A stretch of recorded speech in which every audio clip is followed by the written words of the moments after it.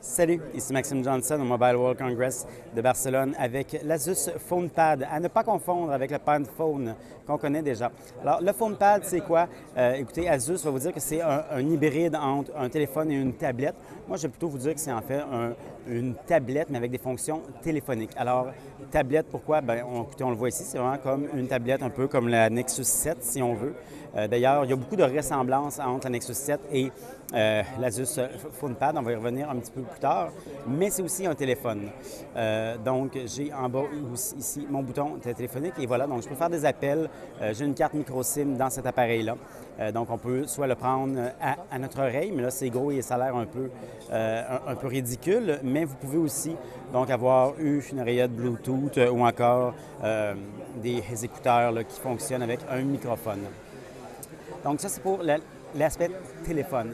La tablette, maintenant, comme je disais, il y a quelque chose qui ressemble à la Nexus 7, notamment l'écran. C'est un écran de 7 pouces aussi, un écran IPS 1280 pixels par 800 pixels. C'est quand même une résolution correcte.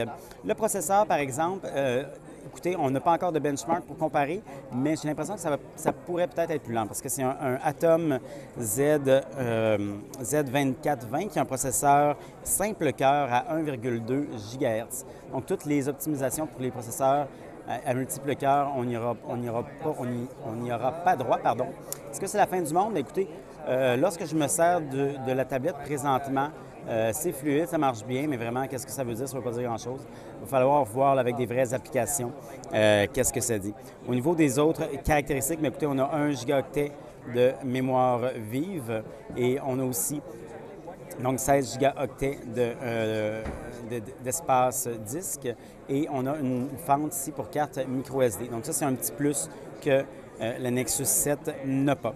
L'autonomie, on dit que ça va être environ 9 heures, donc ce qui est quand même, je dirais, dans la norme pour les tablettes maintenant. On a aussi un appareil photo numérique seulement, c'est à l'avant, c'est de 1,2 MHz. Donc,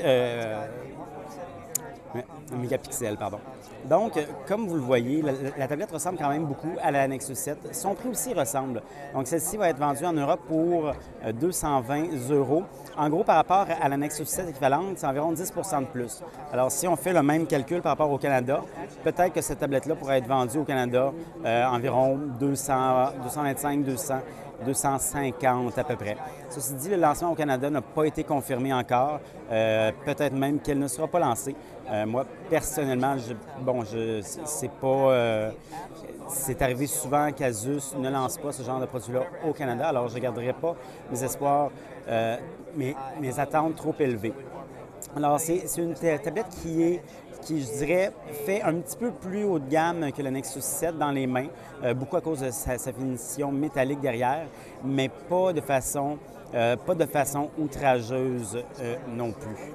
C'est quand même un appareil qui est intéressant, surtout pour son prix, 250 $.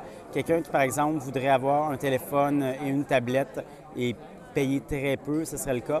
Ce serait intéressant pour ça. Ceci dit, il faut garder en tête que c'est quand même gros, donc ça ne pourra pas être dans votre poche ou rien. Il va toujours falloir que vous ayez un sac.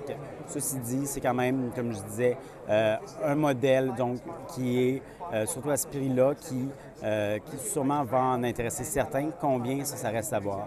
Pour avoir plus d'informations sur l'Asus PhonePad, je vous invite à consulter mon site web, maximjohnson.com/techno.